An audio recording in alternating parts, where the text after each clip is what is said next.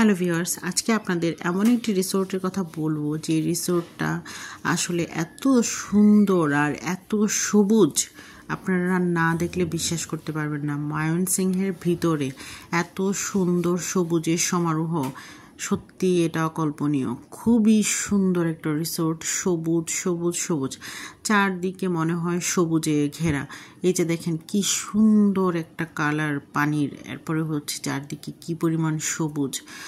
মানে এটা বললে হয়তো বা মুখে বললে কম বলা হবে, আপনারা চোখে দেখলে বিশ্বাস করতে পারবেন যে এত সুন্দর রিসোর্ট হয় আর এত সবুজ থাকে চতুর্দিকে।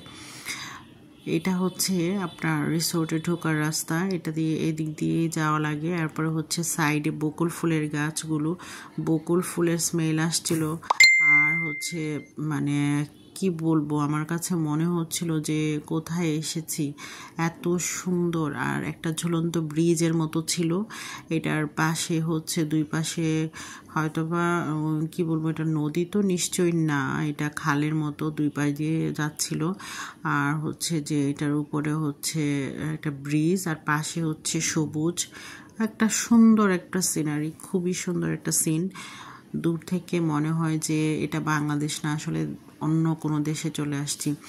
এই যে এই জায়গাটা, বিশেষ করে বাম পাশের এই জায়গাটাতে, আর একটা রোদের একটা ছায়া, রোদের একটা আলো পড়েছে, সাথে হচ্ছে যে একটু বৃষ্টি বৃষ্টি ভাব। আর মানে হচ্ছে যে ওয়েদারটা এত সুন্দর ছিল।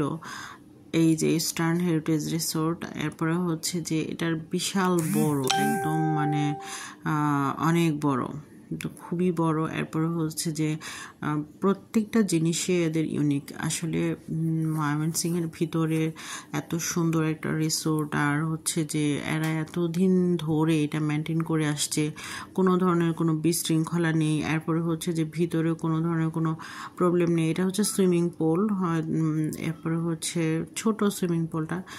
আর হচ্ছে যে এদিকেও রুমগুলোতে নিশ্চয়ই লোকজন আছে, ওই উপরের রুমগুলোতে। তো এই জায়গাটা হচ্ছে খুবই সুন্দর।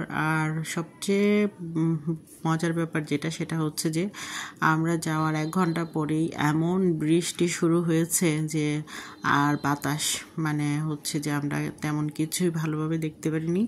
তো তখন আর কি দেখতে পারিনি, তো বৃষ্টি শেষ হয়েছে, বৃষ্টি শেষ হওয়ার পরে আমরা দেখেছি, এটা কোনো সমস্যা হয়নি।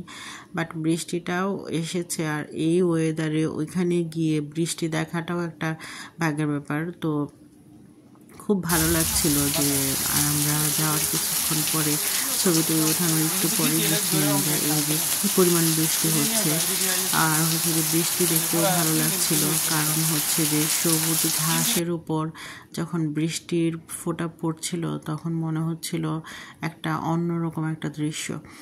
এরপরে এই সাইডটাতে আর একটু উপরের দিকে একটা দাবার কোটেড আছে এখানে। তো এটা হচ্ছে খুবই সুন্দর একটা জিনিস। এই যে বৃষ্টি স্নাত, একদম বৃষ্টিতে ভিজে গিয়েছে। এটা তো বৃষ্টিতে ভিজলে কোনো প্রবলেম হওয়ার কথা না, এটা সিমেন্ট দিয়ে হয়তো বা লাগানো, এটা কেউ টান দিলেও উঠবে না। আর হচ্ছে যে এই পাশে হচ্ছে প্রচুর গাছ, ফুলের ফলের, কেউ ধরছে না, একদম সুন্দরভাবে হয়ে আছে। ফুলগুলো এত সুন্দর সুন্দর ফুল, এখানে আমি নামই জানি না এগুলো ফুলের, আর হয়তো বা দেখেছি সব জায়গায় কিন্তু নাম জানি না আমি ফুলগুলোর। তো খুব সুন্দর সুন্দর ফুল, আর বৃষ্টির পরে আরও ভয়ঙ্কর সুন্দর লাগছিল। বৃষ্টির পরে মনে হচ্ছিল যে গাছপালা পাতার মানে ধুলাবালি যেগুলো ছিল এগুলো সব মনে হয় ধুয়ে চলে গেছে, একদম ফ্রেশ হয়ে গেছে পাতাগুলো, পুরা সবুজ হয়ে মনে হচ্ছিল যে আমাকে ডাকছিল। খুব সুন্দর।